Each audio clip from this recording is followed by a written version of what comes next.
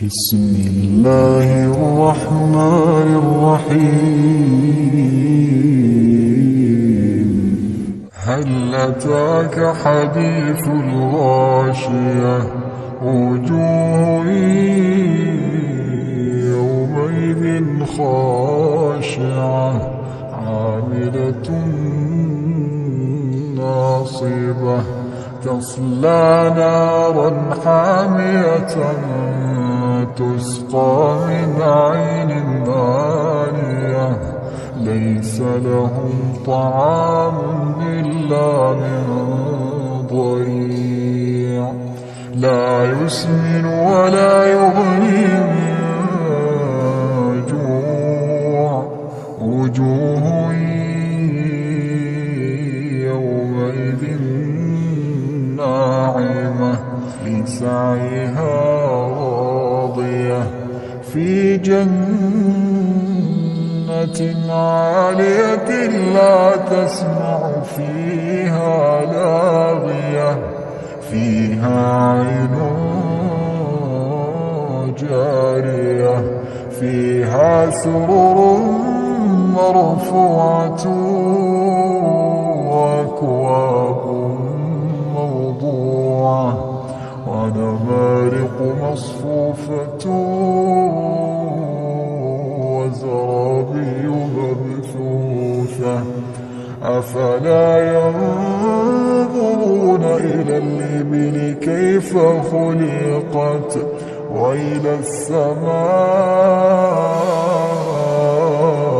كيف رفعت وإلى الجبال كيف نصبت وإلى الأرض كيف سطحت فذكر إنما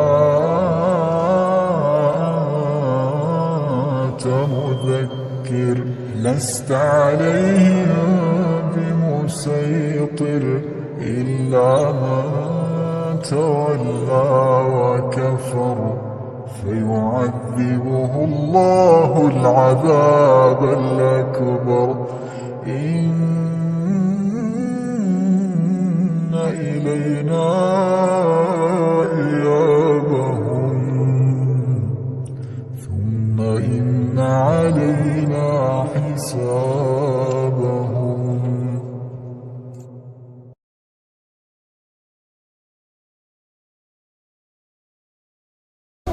আল্লাহ রাসূল বলছেন, যুবক, ক্ষমতা থাকলে বিবাহ করো। ক্ষমতা মানে স্ত্রী মিলনের ক্ষমতার নাম ক্ষমতা নয়। ক্ষমতা মানে মোহর দিতে পেরেছি 2 লক্ষ, তার নাম ক্ষমতা নয়।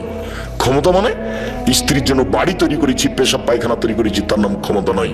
ক্ষমতা মানে চোখ যেভাবে ঘুরে বউ সেভাবে চলে, তার নাম ক্ষমতা। চোখ যেভাবে ঘুরে মানে বউকে যেভাবে উঠতে বলে সেভাবে উঠে, বউকে যেভাবে বসতে বলে সেভাবে বসে, তার নাম ক্ষমতা।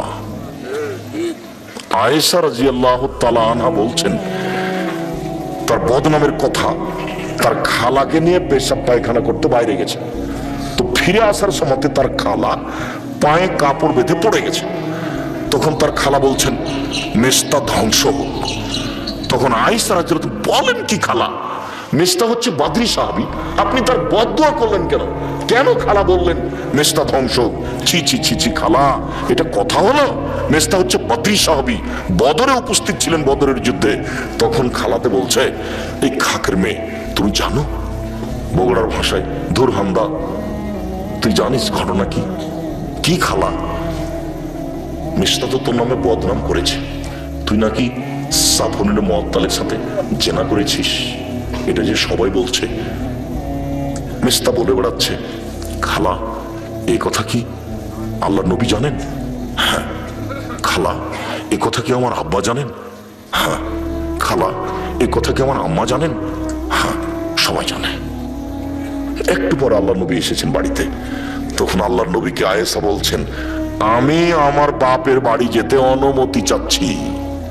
বুখারী মুসলিমের হাদিস। আমি বুঝাতে পারিনি কি বলতে চাচ্ছি। আমি বুঝাতে চাচ্ছি যে আয়েশা বাপের বাড়ি যাবে, তাই অনুমতি চাচ্ছে কার কাছে? স্বামীর কাছে। আমি যদি বুঝাতে না পারি তাহলে আমি অক্ষম, জাতিকে বুঝাতে পারলাম না যে ধর্ম কাকে বলে। আপনার স্ত্রী আপনাকে না বলে পা বাইরে ফেলতে পারে না, এই কথা মুহাম্মদ সাল্লাল্লাহু আলাইহি সাল্লাম বলেন। পৃথিবীর সবচেয়ে দামি মহিলা এই জটিল পরিস্থিতিতে স্বামীকে না বলে বাড়ির বাইরে যেতে পারছেন না, বাড়ির বাইরে যাওয়ার কোনো অধিকার নেই। আর একটা ঘটনা দেখবেন, শুধু খালি ওই যে স্বামী কবরস্থানে এখানে দাঁড়িয়ে হাত তুলে দোয়া করছেন, এইটুকু গেছেন বাইরে, তাই মাথায় কাপড় দিয়ে যাচ্ছেন। উনি বলছেন যে দেখলাম আল্লাহর নবী আমার পাশে শুয়ে গেলেন জুতা স্যান্ডেল কাপড় চোপড় রেখে, তারপর তিনি